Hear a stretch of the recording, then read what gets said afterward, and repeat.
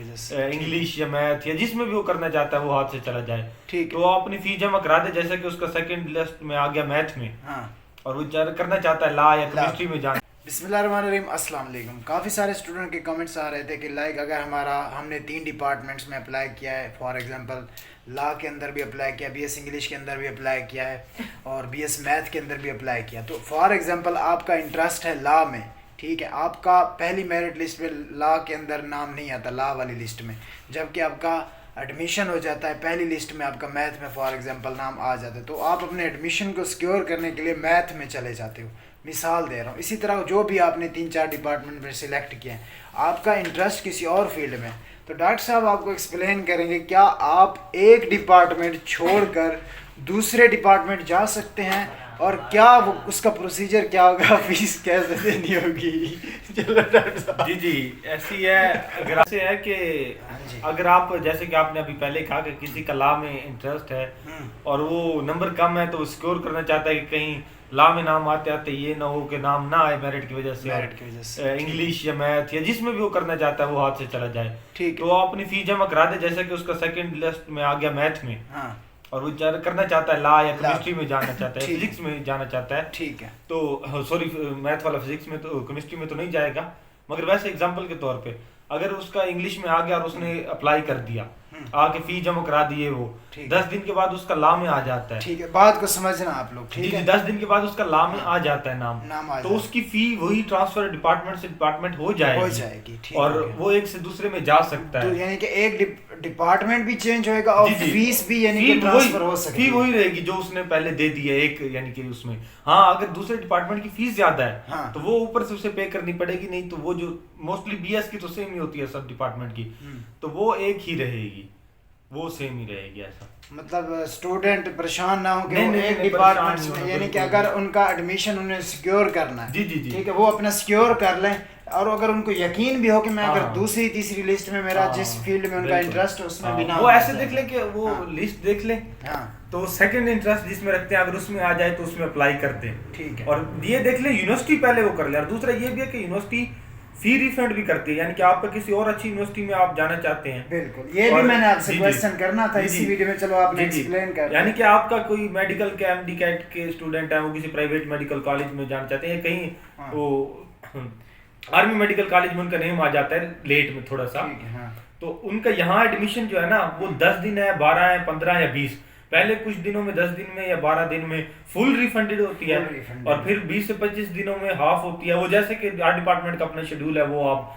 फी जमा कराते वक्त देख लेंगे, वैसे ट्रांसफर हो जाती है, उसमें कोई कटौती नहीं होती। ठीक है, यानी कि एक डिपार्टमेंट से दूसरे डिपार्टमेंट में फी भी ट्रांसफर हो जाती है, डिपार्टमेंट भी चेंज हो जाता है, और इसके अलावा अगर स्टूडेंट को माहौल पसंद नहीं आता, या मतलब स्टूडेंट उनको यानी कि मजा नहीं आ रहा है, अच्छी यूनिवर्सिटी में एडमिशन ऑफर हो जाए, यानी कि उनकी जो फीस है वो भी रिफंड हो जाते, मगर मखसूस दिनों के अंदर। यहाँ ये ना हो कि आपको 4-5 महीने गुजर नहीं, 4-5 फिर ये सिर्फ मखसूस दिन होते हैं स्टार्ट के, ठीक है, और ये कुछ दिन ही होते हैं, और हर डिपार्टमेंट खुद बता देंगे एडमिशन लेते वक्त के कितने दिन होते हैं। अच्छा, बाकी है कि फिर कटौती हो जाती है, यानी कि जैसे फर्ज के पहले 15 दिन फुली रिफंडेड है, अगले 20 दिन में वो हाफ हो जाएगी, फिर 75%। वो हर डिपार्टमेंट का अपना शेड्यूल है, जब आप फी जमा कराएंगे तो उस वक्त वो आपको बता देंगे ये, या आप पूछना चाहें वो आपको बता देंगे, ये उस वक्त है जब आप यूनिवर्सिटी चेंज करेंगे, और जब डिपार्टमेंट से डिपार्टमेंट चेंज करेंगे विद इन यूनिवर्सिटी तो उसकी कोई कटौती नहीं है, वो आपको चेंज कर देंगे। अच्छा, इसमें मैं एक और चीज़ ऐड करना चाहूँगा, स्टूडेंट ये पूछ रहे थे माइग्रेशन हो सकती है यूनिवर्सिटी टू यूनिवर्सिटी, इसके लिए क्या रूल्स रेगुलेशन आपको पता है इसका कुछ? इसके लिए ऐसे है कि अगर आप तो किसी हैवी यूनिवर्सिटी में जाना चाहते हैं, लाइक सरगोदा से आप कायद-ए-आज़म में या पीयू में, तो उसमें एक अगर आपकी सिफारिश हो अच्छी और बेसिक आपके पास कोई रीजन हो, वो सबसे पहले बड़ी बात हो रीजन, और दूसरा यह है कि एचईसी की तरफ से कोई हल्का फुल्का हाथ हो तो वो हो जाती है, मगर यहाँ के मोस्टली नहीं करते इतनी माइग्रेशन, कम चांसेस होते हैं। हाँ, आपके पास कोई बेसिक रीजन है या आपकी कोई फैमिली इश्यूज है, वो इस तरह के आपके कोई लाइक आपके जॉब होल्डर हैं, आपके फादर, वो कहीं से ट्रांसफर हो रहे हैं और उनका ताल्लुक है, अगर वो करवाना चाहें तो हो सकता है हर चीज, मगर आके जब आप किसी अच्छी यूनिवर्सिटी में जाते हैं लाइक पीयू और कायद-ए-आज़म वगैरह में, वहाँ थोड़ा सा मुश्किल होता है। बाकी है कि नॉर्मल यूनिवर्सिटीज में आप कर लेते हैं।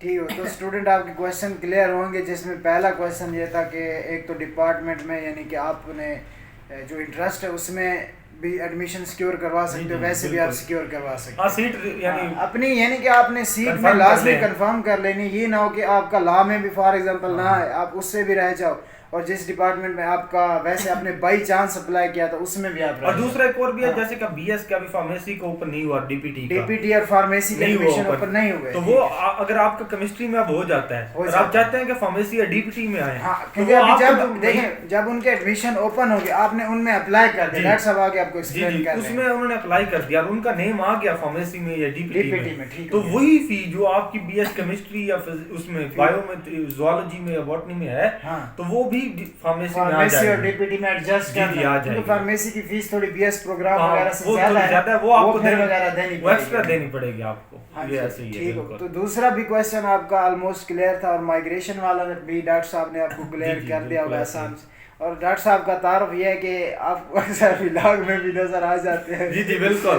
ठीक है, तो बखर से ताल्लुक है इनका, और ये मेरे क्लास फेलो ही है, और हम इनको डॉक्टर बोलते हैं। माशाल्लाह, ये मतलब कि हम है ना कि फार्मेसी वाले मोस्टली अल्हम्दुलिल्लाह डॉक्टर, मेडिकल डॉक्टर। एक बात पूरी बात तो सुन ले, ये बंदा ना फुल मुतमईन कर देता है मरीजों को, काउंसलिंग के लिए हम हाजिर हैं। मतलब कि यार ये बंदा मरीजों को वापस नहीं जाने देता, ऐसे कहता है बस मरीज ठीक हो। अच्छा, ये ना एक होती है मेडिकल थेरेपी, एक नॉन मेडिकल थेरेपी होती है, ये बगैर अपना बातों से ठीक कर देते हैं मरीज।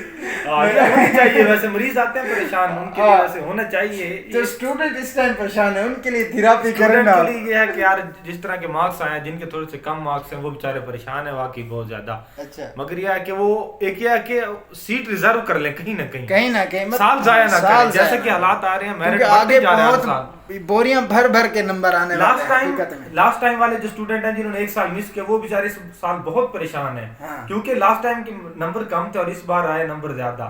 तो इसीलिए सीट रिजर्व कर लें। अगर आपने एमडीकैट वगैरह देना है नेक्स्ट ईयर, तो आप अप्लाई कर सकते हैं, ये नहीं है कि लाजमी यूनिवर्सिटी में एडमिशन हो गया तो नहीं करेंगे। मगर अगर फिर परेशानी से बचने के लिए साल ना छूटे, इसलिए आप सीट रिजर्व वो कंफर्म करें। तो होप सो आपको वीडियो का टॉपिक क्लियर हुआ होगा। डॉक्टर साहब की वीडियो को ज़्यादा से ज़्यादा लाइक करें, सब्सक्राइब करें और शेयर करें, और ये वीडियो इनके अब्बू तक पहुंचनी चाहिए। ठीक है, अपने एडमिशन लेना है यार वैसे कह रहा हूँ, तो स्टूडेंट परेशान ना हो, ठीक है, हम खुद भी स्टूडेंट है, परेशान है। डॉक्टर साहब पेपर पढ़ लिया आपने? पेपर आने वाले हैं और यूनिवर्सिटी का माहौल ऐसे है कि कुछ तैयार नहीं किया, और इंशाल्लाह तैयार कर लेंगे। तो उम्मीद है आपको क्लियर होगा टॉपिक। ये थोड़ा हम मतलब ऐसे हंसी आ गई। अल्लाह हाफिज, मिलते हैं नेक्स्ट वीडियो में।